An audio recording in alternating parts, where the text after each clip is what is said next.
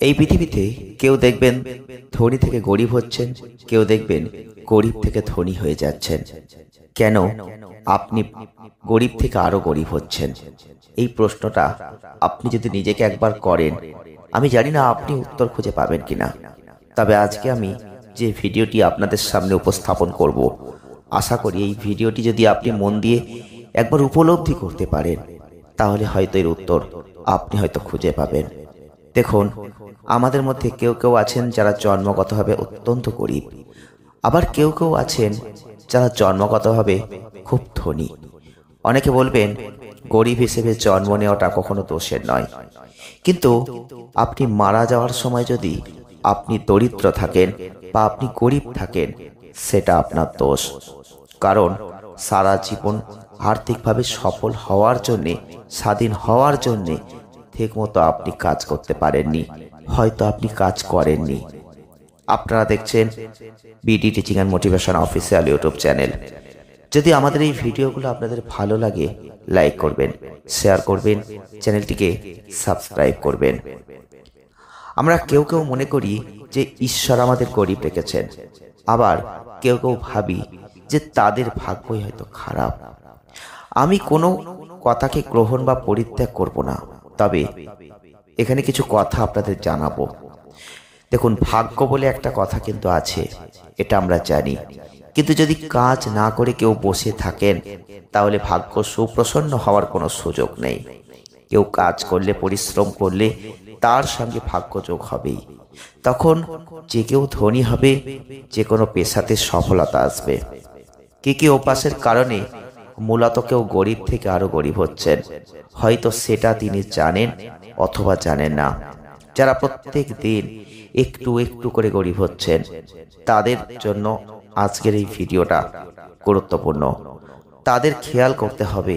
আমরা কয়েকটা পয়েন্ট নিয়ে আলোচনা করছি, কারণ এই পয়েন্টগুলো সূক্ষ্মভাবে যদি একটু দৃষ্টি আপনি দেন, একটু উপলব্ধি করতে পারেন, তাহলে এই পয়েন্টগুলো সঠিকভাবে অনুসরণ করতে পারেন, আপনি হয়তো বুঝতে পারবেন হয়তো এই কথাগুলোই ঠিক, হয়তো এখান থেকে আপনি বেরিয়ে আসতে পারবেন, হয়তো ধীরে ধীরে আপনি এই জায়গা থেকে নিজেকে মুক্তির জায়গায় নিয়ে যেতে পারবেন, হয়তো আপনি আর গরিব থেকে গরিব হবেন না।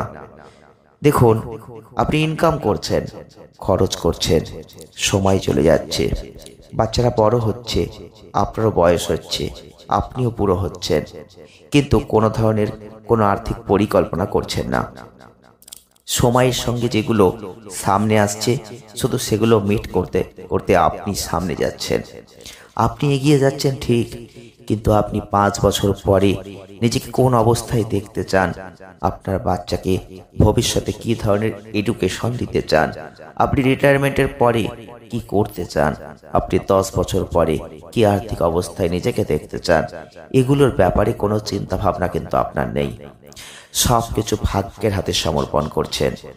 যদি আপনার অবস্থা ঠিক এইরকম হয়, তাহলে আপনি আর্থিকভাবে স্বাধীন হতে পারবেন না। আপনি দরিদ্র হয়ে যাবেন, দরিদ্র থেকে যাবেন, কারণ আপনি শুধু আয় করবেন আর ব্যয় করবেন। এই দুটো বিষয়ের কথা বলবো, যে দুটো বিষয় সত্যি প্রয়োজন। এক নিডস আর 2 ওয়ান্টস। তো কি প্রয়োজন আর কি চাইছেন, এই দুটোর মধ্যে পার্থক্য আপনাকে করতে হবে। আমরা অধিকাংশ সময় যেটা করি, সেটা হচ্ছে আমাদের সামনে যেটা প্রয়োজনে চলে আসে, সেই প্রয়োজনীয়তাকে মিট করে সামনে এগিয়ে যাই, কিন্তু আমরা ভেবে দেখি না যে এটা আমার নিডস নাকি ওয়ান্টস। নিডস যেটা, সেটা আপনার না হলে চলবে না। ওয়ান্টস আপনার না হলেও চলবে, যদি সেটা আপনার জীবনে কিছু ভ্যালু যোগ করে। জীবন চালানোর জন্য যখন আপনি খরচ করছেন, তখন দেখবেন যে মনের অজান্তেই ওয়ান্টসের প্রতি বেশি মনোযোগী হচ্ছেন। ধরুন আপনার জামা আছে 6টা, আপনার আরো 2টো কিনলে ভালো লাগবে। আপনার ঘড়ি আছে 2টো, একটু পুরনো হয়ে গেছে, আর একটা নতুন ঘড়ি হলে ভালো লাগবে। টেলিভিশনটা একটু পুরনো, একটু বড় স্ক্রিনের একটা টিভি হলে ভালো লাগবে। বাসাটা একটু কম চকচক করছে, এটা যদি ভালো করে ইন্টেরিয়র করা যায় তাহলে ভালো লাগবে। এরকম অনেক বিষয় আছে যে বিষয়গুলো অ্যাভয়েড করলে কেউ চলতে পারা যায়, কিন্তু আপনার হাতে টাকা আসলেই আপনি সেগুলো খরচ করে ফেলবেন। মানে আপনি নেটস আর ওয়ান্সের মধ্যে পার্থক্যটা সঠিকভাবে করতে পারবেন না। এই দুটোর মধ্যে একটা পার্থক্য করতে হবে এবং নেটসে ফোকাস করতে হবে, ওয়ান্সে কম ফোকাস করবেন। একটা আয়ের উৎসের উপর নির্ভর করাটা আপনার প্রয়োজন। দেখবেন যারা নিম্ন মধ্যবিত্ত বা গরিব শ্রেণীর মানুষ, তারা শুধু একটা আয় উৎসের উপর নির্ভর করেন। তারা হয়তো একটা চাকরি করেন, কিন্তু তাদের যে দক্ষতা সেটাকে কাজে লাগিয়ে বা দক্ষতাকে উন্নত করে বা অন্য একটা স্কিল ডেভেলপ করে আরও যে বাড়তি ইনকাম করার সুযোগ রয়েছে সেটিকে অনেকেই খেয়াল করেন না। ফলে একটা ইনকামের ওপর যখন নির্ভর করবেন, তখন ইনফ্লেশনের ইফেক্ট বা অন্যান্য তাৎক্ষণিক যে বিভিন্ন প্রয়োজনীয়তার কারণে চাপটা কিন্তু অনেক বেশি পড়ে যাবে এবং সেভিংসের প্রতি নজরটা কমে যাবে। সবার চেষ্টা করার দরকার একের অধিক ইনকাম সোর্স তৈরি করা। যারা সেটা করেন না তারা গরিব থেকে আরো গরিব হয়ে যান। আমাদের সবার চারপাশের অনেক মানুষ আছেন যারা টাকা পয়সা আয়ের জন্য খুব সহজ কোনো রাস্তার খোঁজ করেন, কিন্তু সত্যি কথা বলতে কি, জীবনে সফল হওয়ার জন্য বা টাকা পয়সা আয় করার জন্য শর্টকাট কোনো পথ কিন্তু নেই। আমাদের এই জায়গাটা বুঝতে হবে। টাকা আয় করতেই পারেন যে কোনোভাবে, সেটা আপনি তাহলে জুয়া খেলবেন, আপনি ইনকাম করবেন, কিন্তু একদিক দিয়ে আসবে একদিক দিয়ে বেরিয়ে যাবে। আপনি বুঝতে পারবেন না, হয়তো জুয়া খেলবেন, হঠাৎ করে অনেক লাভ হবে, কিন্তু এই লোভে পড়বেন, নেশা জাগবে, ইনকাম বাড়ানোর পথ আপনি হয়তো তৈরি করবেন, কিন্তু আপনি ওই যে নেশায় ঢুকে যাবেন, আস্তে আস্তে আপনি যে পয়সাটা রোজগার করছেন সেটাও শেষ করে ফেলবেন। দেখবেন আমরা অনেকেই আছি যারা কোনো একটা কাজ শুরু করতে গিয়ে চিন্তা করতে করতে অনেক সময় নিয়ে নিই, তারপর অনেকের সঙ্গে শেয়ার করি, বিভিন্ন বিষয়ে আলাপ করি, পরে কাজটা আর শুরু করা হয় না। ফলে যেটা এই জানুয়ারিতে হয়তো শুরু করব ভেবেছিলাম, দেখা গেল সেই কাজ শুরু করতে সামনের বছর জানুয়ারি চলে এলো, আর এতটা সময় নিয়ে ফেললাম যার কোনো যৌক্তিক কারণ হয়তো ছিল না। এই যে সিদ্ধান্ত গ্রহণের দীর্ঘসূত্রতা, সিদ্ধান্ত নিতে না পারা, এগুলো ইনকাম স্ট্রিমকে নষ্ট করে দিচ্ছে। যে কাজ এখন শুরু করার কথা 1 বছর পরে শুরু করার কারণে জীবন থেকে একটা বছর চলে গেল, পিছিয়ে পড়লেন। ফলে সিদ্ধান্ত গ্রহণে সতর্ক হতে হবে, সিদ্ধান্ত দ্রুত নিতে হবে। দেখুন আমাদের সংসারে আশপাশে অনেক মানুষ আছেন যারা সব কিছুর মধ্যে একটা দোষ ত্রুটি খুঁজে বেড়ান। নিজে কাজ করতে পারছেন না বা কাজ শুরু করতে পারছেন না, বা শুরু করলেও সঠিকভাবে সম্পন্ন করতে পারছেন না। সেখানে নিজের দিকে আঙুল নির্দেশ না করে এই কারণে করতে পারিনি, ওই কারণে হচ্ছে না, আমার কাছে পুঁজি নেই, আমার বাবা আমাকে হেল্প করছে না, আমার ভাই আমাকে টাকা দিচ্ছে না, ঠিক এই ধরনের নানা অভিযোগ করছেন। যারা সফল হয়েছেন তাদের দিকে যদি দৃষ্টি দেন তাহলে দেখবেন যে কারোর প্রতি তাদের অভিযোগ নেই। তারা নিজেদের সর্বোচ্চটা দিয়ে কাজ করছেন, যেটুকু আছে, যে অবস্থায় আছেন সেখান থেকে তারা শুরু করেছেন। আপনিও তাই করুন। আপনার যে সামর্থ্য আছে সেই সামর্থ্য দিয়ে আপনি শুরু করুন। যখন আপনি সামনে হাঁটা শুরু করবেন দেখবেন অনেকেই আপনার সঙ্গী হয়ে গেছে, যে কোনো কিছু যোগান দেওয়ার জন্য দেখবেন তখন আর লোকের অভাব হচ্ছে না। আপনি ছোট কোনো কাজ শুরু করলেও দেখবেন যে সেই কাজই এক সময় বড় হচ্ছে, অন্যান্য অনেক কাজের পথ খুলে যাচ্ছে। দেখুন আয়ের হিসাব খুব বেশি একটা না রাখলেও চলে, কারণ আপনার অসংখ্য উৎস নেই আয় করার, কিন্তু সকালে বাসা থেকে বের হয়ে বাসায় ফিরে আসা পর্যন্ত দেখবেন অনেক খাতে টাকা খরচ হয়েছে। আপনি দেখবেন এই হিসাবটা আপনাকে রাখতে হবে। একটা নোটবুক রাখবেন, প্রত্যেকটা খরচ পুঙ্খানুপুঙ্খভাবে লিখবেন, খরচের হিসাব করবেন। কিন্তু এই হিসাব করে শুধু রেখে দিলে হবে না, সম্পূর্ণ খরচের রিভিউ করতে হবে।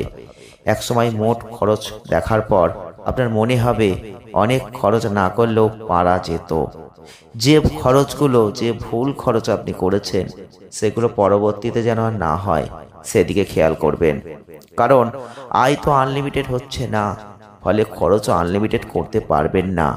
যারা ভুল খরচ করেন তারা দুর্দশায় পড়েন, ঋণগ্রস্ত হয়ে পড়েন, আর যারা খরচে ভুল করেন না তারা আস্তে আস্তে আর্থিকভাবে সফল হতে থাকেন।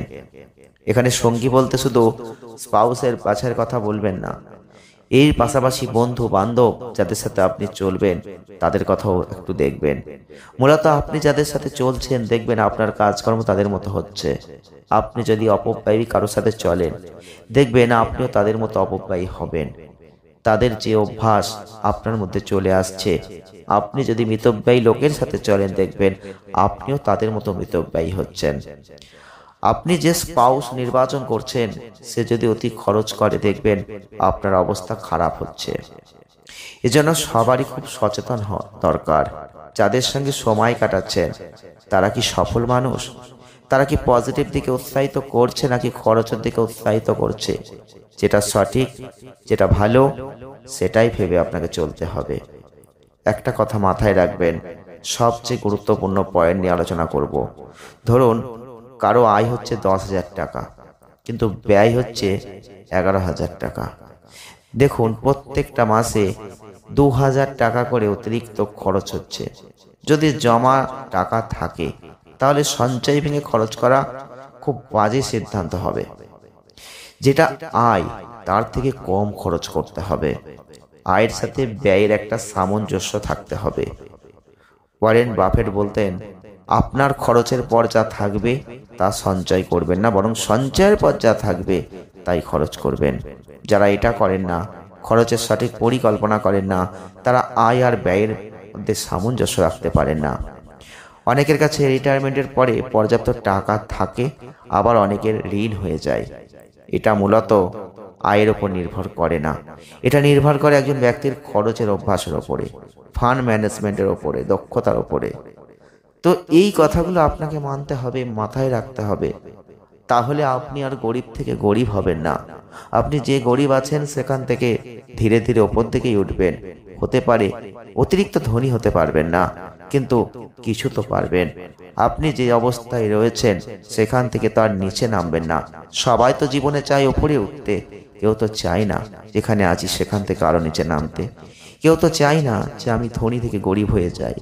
তাহলে আপনি গরিব থেকে কেন ধনী না হয়ে গরিব হবেন?